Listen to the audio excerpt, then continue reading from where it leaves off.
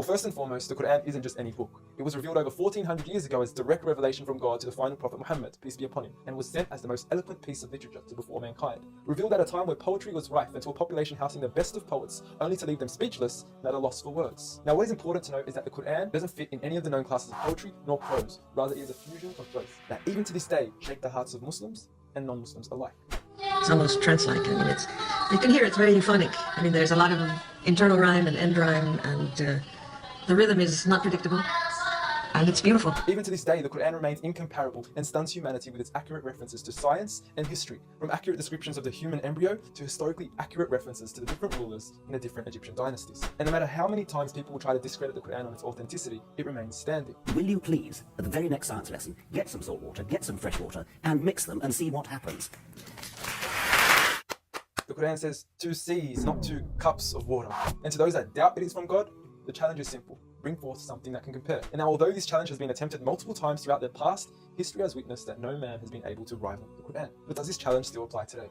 Well, we could surely put it to the test, and who better to choose than the self-proclaimed rap god? Call yourself the rap god? Eminem, dubbed the best of his time, being incomparable with anyone in his league. The last thing the world needs is another me. Now, if we compare the works of Allah with the works of Eminem, we're left with this. Stickety gibbity hippity hip hop rappity rap pack in the back of the act pack rap yak yakety yak yak at the exact same time attempt his lyrical acrobat stunts. Look, content-wise, I don't know. However, we can't deny that lyrically he is impressive. He has rhythm, rhyme, style, alliteration, and assonance. The short video online even indicates that in one of his songs he almost made every second to third word rhyme. But how does he compare with the Quran's smallest chapter of 3 verses, Surah Al-Kawthar? Now, in just 10 words, Allah is able to use over 30 linguistic and rhetorical devices, including emphasis, multiple meaning, grammatical shift, word order and arrangement, ellipsis, conceptual relatedness, intensification, choice of words, repetition, intimacy, exaggeration, and prophecy, along with many, many more. What's also important to note is that the linguistic devices in the Quran aren't just thrown about randomly. For instance, Allah would use palindromes strategically to describe the terms glorify your Lord and the orbiting of planets, as though both processes are occurring continuously, non-stop, one after the other. The shortest chapter in the Quran also contains a rhetorical device that no one can compete against nor replicate: prophecy.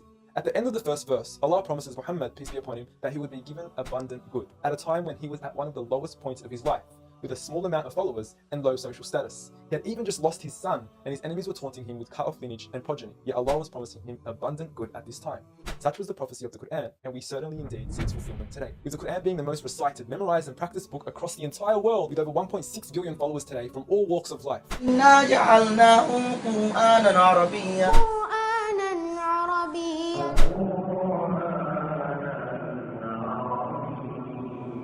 Now, I know many of you are probably thinking, okay, cool story, bro, but what's the purpose of the Quran? Well, the importance is that it gives meaning to life, from our overall purpose of existence to why we're here and what happens once we die. God teaches us that each and every single one of us is being tested. We weren't created for mere play, we were created with a purpose, and that is to be obedient to God and His rules. Those who believe, there is reward, and those that don't and are arrogant, there is a punishment. And look, I apologize for trying to squeeze all this into one small video, but I've given you everything you need to know who God is and why we are here.